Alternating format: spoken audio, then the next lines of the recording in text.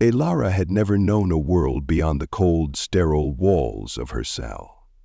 Her life was nothing but an endless cycle of tests and observation, each day indistinguishable from the last.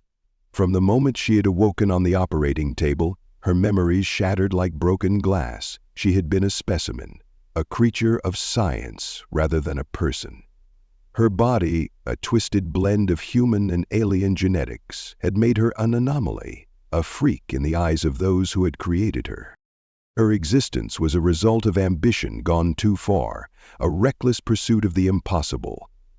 But to those who held her captive, she was not a success, but a failure, an error in the grand experiment that sought to fuse humanity with otherworldly DNA. The alien strand that had been integrated into her was meant to unlock new potentials, enhanced intelligence, strength, longevity. But instead it had created something uncontrollable, something monstrous. They had called her a monster, and perhaps she was. Her reflection in the mirror, or rather the dark fogged glass of her cell, showed a face that didn't belong to her. Her skin, a patchwork of metallic implants and alien scales, shimmered in the dim light.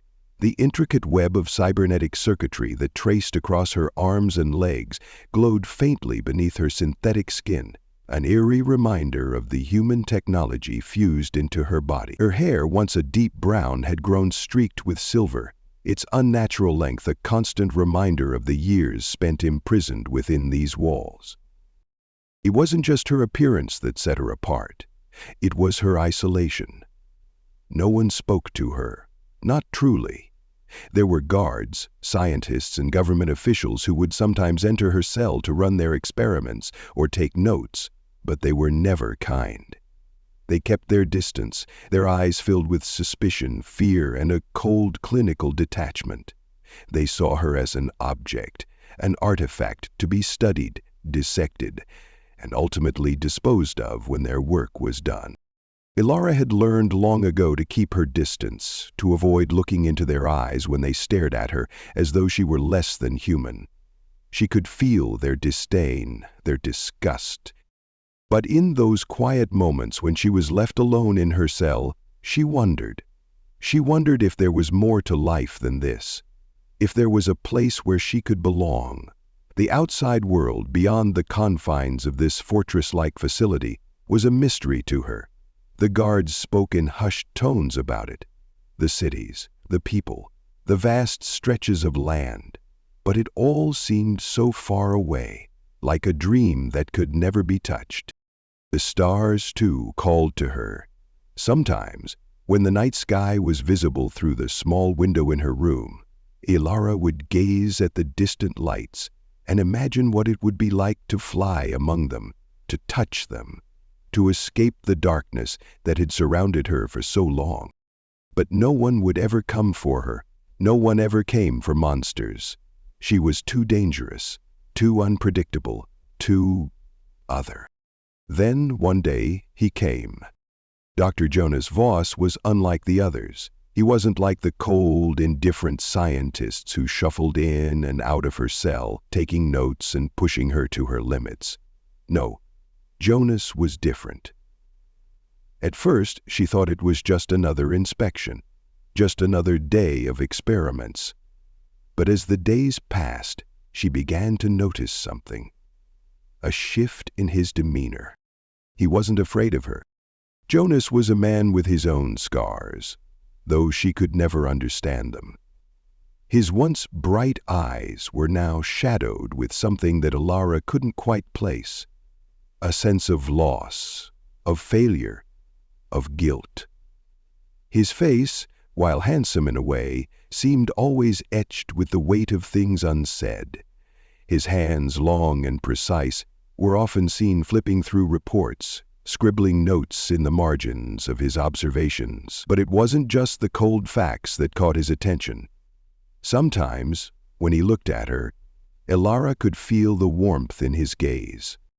He wasn't like the others. He looked at her not with disgust, but with something else. Curiosity, perhaps? Compassion? At first, Elara thought she was imagining it. She had been alone for so long that the slightest hint of kindness seemed like a fleeting illusion. But over time, as Jonas spent more time with her, speaking to her in soft tones, his questions becoming more personal, more human, Elara started to believe that maybe, just maybe, he saw something in her that no one else did. And it scared her. She had never allowed anyone close, not since the incident, not since the experiments that had gone wrong, not since the moments when she had lashed out in pain, only to be punished for it. The memory of that day haunted her, the twisted images of hands pulling her back as she struggled to break free from the needles and the knives. The memory of them hurting her, telling her she was a monster, that she would never belong in their world. It was a scar that ran deeper than any physical wound, one that made her wary of the world and those who dared to approach. But Jonas was different. The first time he touched her was a mistake. It had been a routine session, or so she had thought. He entered the room with his usual clipboard, his eyes skimming the papers before him. She was seated on the cold metallic chair, her wrists and ankles bound by the usual restraints. It was a test, an experiment as usual. They had never been anything more than that to her, just instruments to be used and discarded when they were done. But then, as Jonas adjusted one of the sensors on her arm, his fingers brushed against her skin. For a moment nothing happened. She had been touched before, of course, but always with gloves, always from a distance. But this was different. This was skin on skin. The sensation sent a shiver through her, an unfamiliar warmth that spread like fire deep into her chest. Her heart, which had long been still and guarded, fluttered with something she couldn't identify, something she hadn't felt in years. She froze, her breath caught in her throat. Was this it?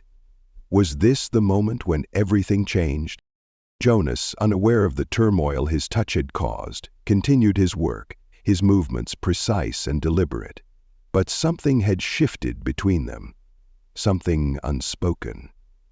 She could see it in the way he moved, in the way he held his breath when his fingers lingered too long on her skin. Caroline and myself slept. For a brief, fleeting moment, she allowed herself to hope. The touch had been brief, but it had been enough.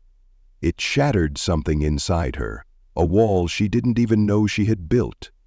It was as though his touch, gentle and hesitant, had sparked something dormant within her, a part of her that yearned to be seen, to be understood. She was no longer just a monster in a cage, not just an experiment. She was a woman, a person. For the first time in a long while, she allowed herself to imagine a different life, a life where someone might care, a life where she wasn't alone. Days passed, and Jonas returned to his usual routine, but everything had changed. There was something new between them, an unspoken connection. He no longer treated her like a specimen, no longer merely observed her with detached curiosity.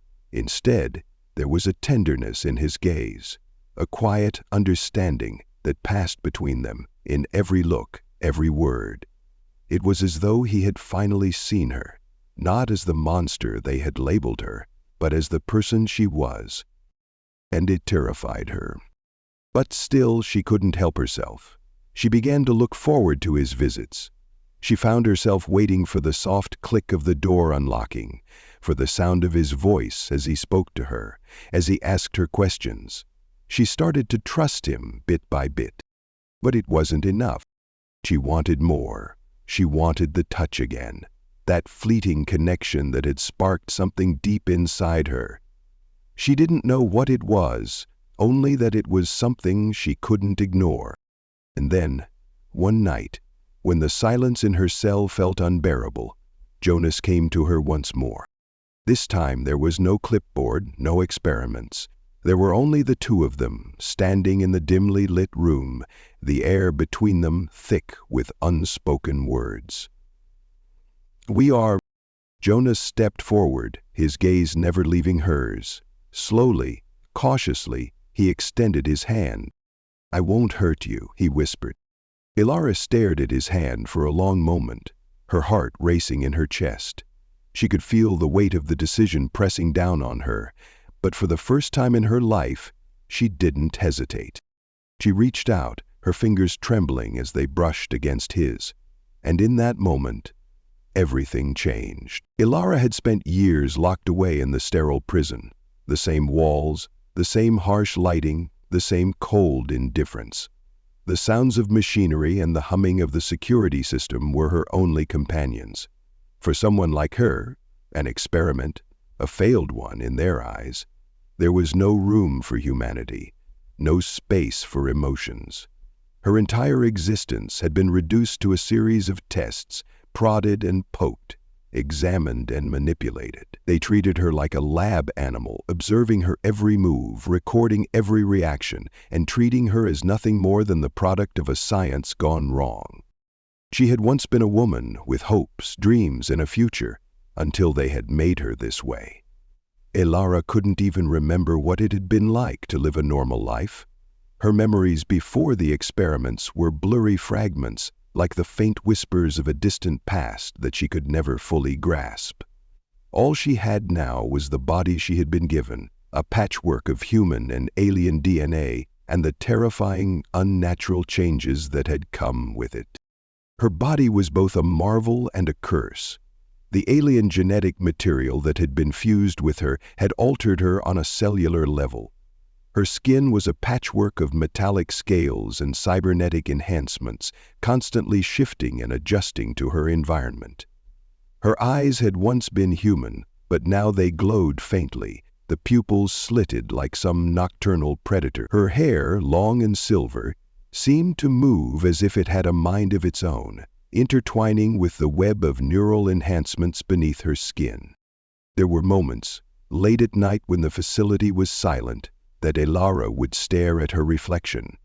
She could see the twisted beauty of her altered form, but it only reminded her of what she had lost, her humanity, her identity. No one ever looked at her and saw a person. They only saw a monster, a failed experiment, a dangerous thing that needed to be locked away from the rest of the world. I lie. In the beginning, the scientists had experimented on her relentlessly, trying to understand the alien DNA that ran through her veins. They cut, they tested, they pushed her to the brink of her limits. And for a long time she had fought against them, her pain and rage fueling her resistance. But over the years, the struggle had drained her. The walls of her cell had become her only refuge, the sterile white surroundings all she knew. And then there was Jonas. He was different from the others, a small flicker of light in a world of darkness.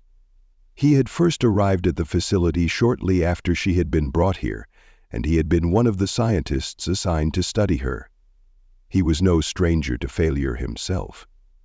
There was something about the way he carried himself that spoke of a past full of mistakes, of regret.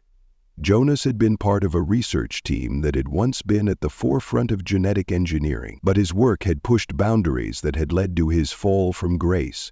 Once a rising star in the scientific community, he had become an outcast, forced to work on projects that most of his peers would have considered beneath them. When Ilara first saw him, she had no real interest. He was just another man who would study her like the rest. But something in the way he looked at her was different. He didn't look at her with the cold clinical gaze that the others did. He didn't see her as an object to be analyzed, to be manipulated. Instead, there was a curiosity in his eyes, a trace of something that Ilara couldn't quite place, something that felt like compassion, something that felt like recognition. At first she dismissed it. She had learned long ago that no one cared. No one would ever care. The only thing that mattered was the data, the results of her tests. She was a tool, a project, an anomaly to be studied. She had no illusions about the world. And yet, in the quiet moments between tests, when Jonas would sit across from her in the observation room and speak to her, Ilara began to wonder. He asked her questions that no one else did. He wanted to know what she thought, what she felt. It was a strange experience for her, to be treated not as a subject but as a person. His voice was always calm, measured, but there was an underlying warmth to it that made her listen. When he spoke to her, he didn't use the usual detached, professional tone that most of the scientists used. Instead, his words carried weight. He asked about her memories, about her life before all this, though Ilara could never remember much. But he never pushed her too hard, never made her feel as though she had to be something she wasn't. The more she interacted with him, the more Ilara began to feel a strange pull toward him. He was not like the others. There was a kindness in him that seemed to cut through the cold, emotionless atmosphere of the facility. But that kindness also frightened her. It was an unfamiliar thing, a vulnerability she didn't know how to handle. She had never known kindness in her life, not in the way he offered it, and yet she found herself waiting for his visits. She would watch for the small flicker of movement outside her cell door, listening for the quiet click of his footsteps as he approached. He had made the mistake of reaching out to her once, when she had been in pain after one of her regular tests. His hand had brushed hers, a fleeting moment of contact that left her breathless. The touch had been electric, sending a jolt of warmth through her, something she hadn't felt in so long. For the briefest of seconds, she had almost forgotten the cold walls, the metal restraints, the fear that had ruled her existence for so long. In that touch, she had felt something like hope. But she had pulled away, almost instinctively. It had been too much. The idea of someone touching her, of someone seeing her as more than the monster she had become, was too overwhelming. She had spent so many years pushing people away, building walls to protect herself from the pain of rejection. She had thought that was the way to survive, to never allow herself to care. But Jonas had seen through it. Slowly, cautiously, he had begun to break down the walls she had so carefully constructed around herself. He had started to spend more time with her, asking more questions, speaking in softer tones. The touch, though fleeting, had been the beginning. It had opened something inside of her, something she had tried to bury for years. At first, Ilara had resisted. She had wanted to keep her distance, to keep herself safe from whatever dangerous emotions might be stirring inside her. But as the days passed and Jonas continued to approach her with his quiet patience, she found herself wanting something more. She wanted to be seen. She wanted to be touched again, to feel the warmth of another human being close to her, even if it was just for a moment. And then, one day, he had come to her room after hours. The lights had been dimmed, the security system on its usual low-level alert, but there was something different about the way Jonas moved. He didn't seem rushed. He wasn't wearing his usual lab coat. There was no clipboard, no papers, no experiments. It was just him, standing in the doorway of her cell, his gaze locked with hers. For a moment, neither of them spoke. Ilara could feel her heart pounding in her chest, the heat rising in her skin, the awareness of his presence filling the room like a tangible thing. She had never felt so vulnerable, so exposed. Her breath was shallow, the world suddenly feeling very small, very fragile. And then, Jonas had done something that no one had ever dared to do. Oils. Tom had concealed oils in a translucent surgical mask. He stepped closer. His movements were slow, deliberate, and yet there was something in the air, something palpable, that made the room feel charged. When he reached her, he didn't touch her immediately. Instead, he lowered his hand, palm facing up, as though asking for permission. His gaze never left hers.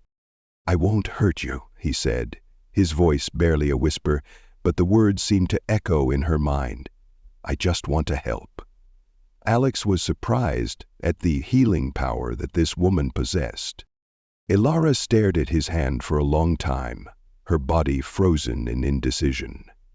She had been so sure of her solitude, so sure that no one could ever see her for what she truly was.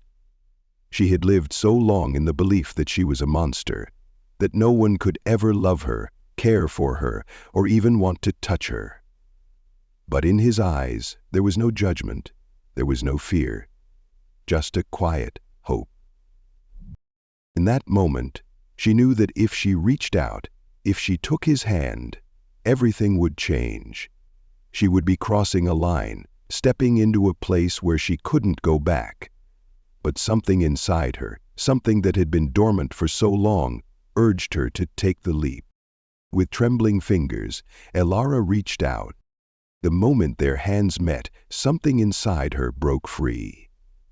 The years of pain, of isolation, of fear and anger, all seemed to dissolve in the warmth of his touch. For the first time in her life, she didn't feel like a monster. She felt human, vulnerable and alive.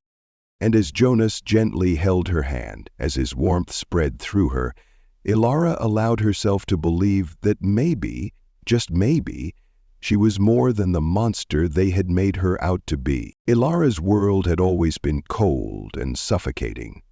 The sterile white walls, the unblinking surveillance cameras, the constant hum-hum of the security system. These were the things that defined her existence. Her cell had become her universe, a small, isolated corner of the world where she could exist without ever really living.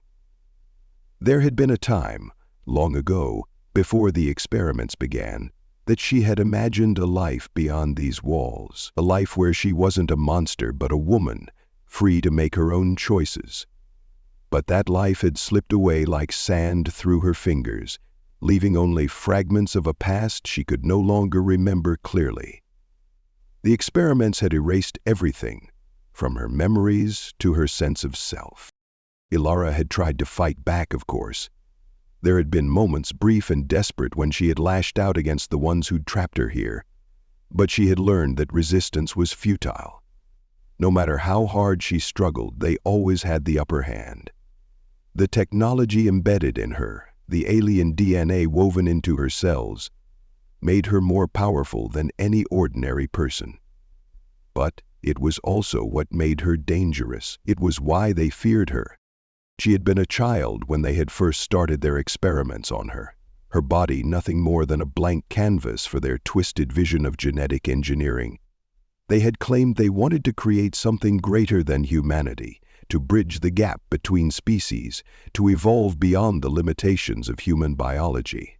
But what they had created was a creature that neither fully belonged to humanity nor to the alien race they had tried to integrate into her. She was an aberration, a mistake, and they had locked her away, far from the rest of the world where they could control her, study her, and ensure she would never become a threat to their vision of order.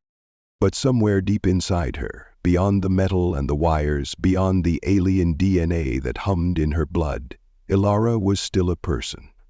She still had a mind, still had the capacity for thought, for emotion, for yearning. She had never been allowed to show it, of course. They had kept her isolated, locked away from the world, ensuring she would never form any kind of connection with anyone. She had been nothing but a specimen to them. But Jonas, he had changed things. Jonas was the first person in years who had looked at her and seen something more than a monster. At first, she had assumed he was like all the others, just another scientist sent to study her, to dissect her, to understand what she was and how she worked. But as time passed, something in his gaze shifted. It wasn't just curiosity or fascination. It was something else, something softer, something more human. It wasn't something Elara had expected, not in a place like this, where everyone treated her like a weapon or an experiment. But Jonas hadn't treated her like that.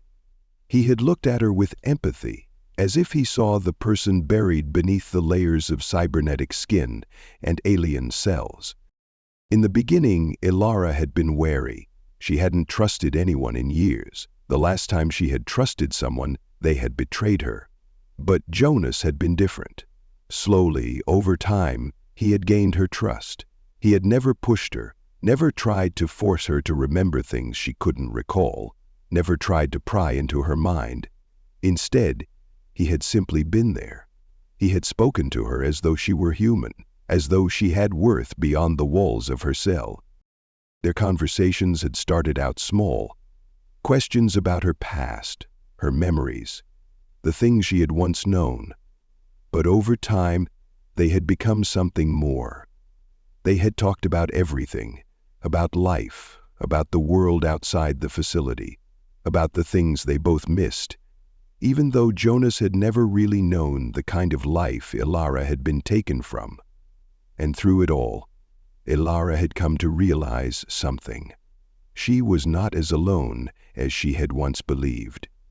There was someone who saw her, someone who didn't just see the monster, but the person she still was, buried deep beneath the surface.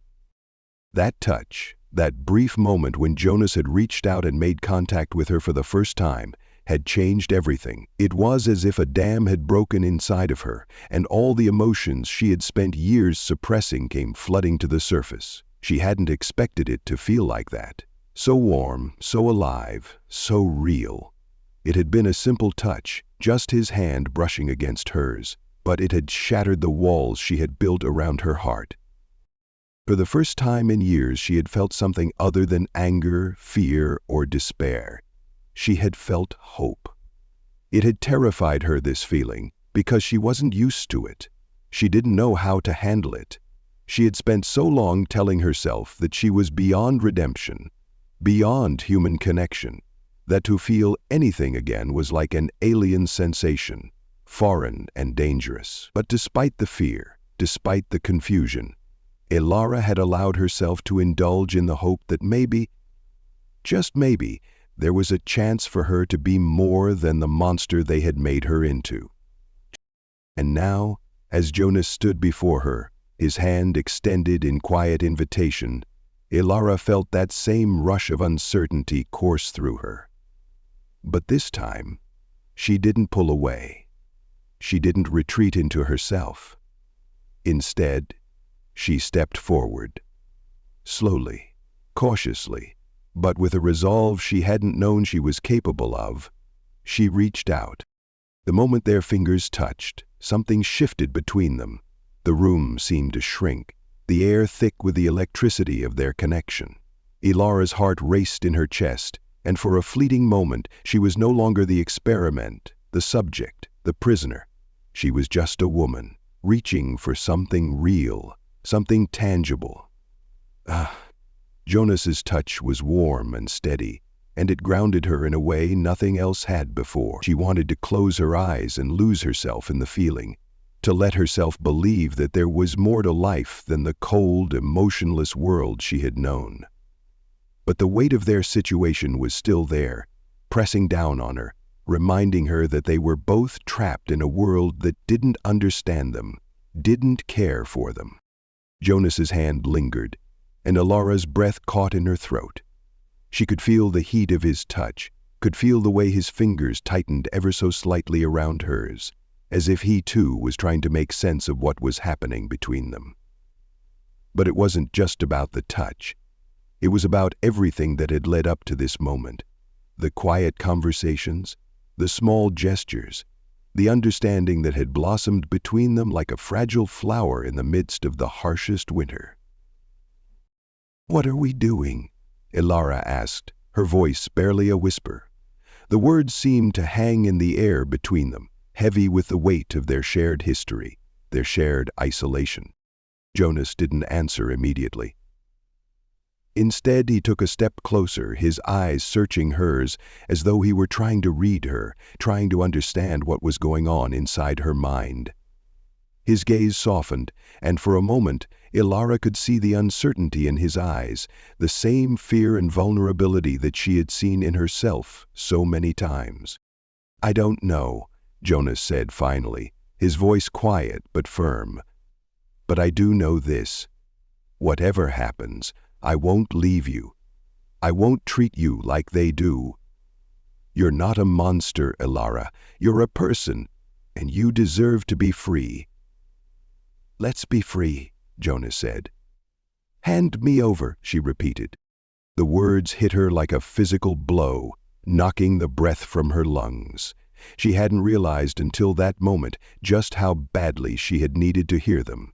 She had needed to hear that someone saw her, that someone believed in her, that someone didn't think she was just a weapon or an experiment.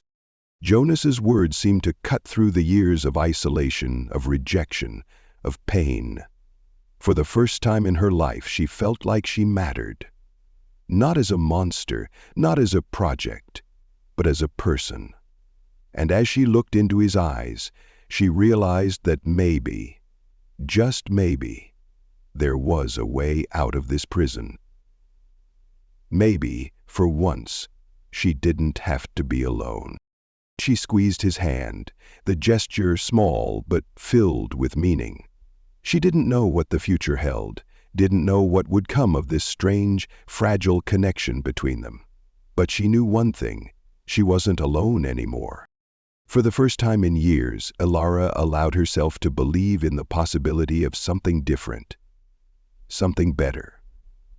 The sound of shambling at this point was lost in the murmur, and as they stood there in the silence of the room, their hands still intertwined, it felt as though the walls of her prison were beginning to crumble, slowly, imperceptibly, but with a quiet certainty. Something had shifted between them, something had broken free, and for the first time, Elara didn't feel like a monster. She felt like a person, and she was ready to fight for the chance to be one again.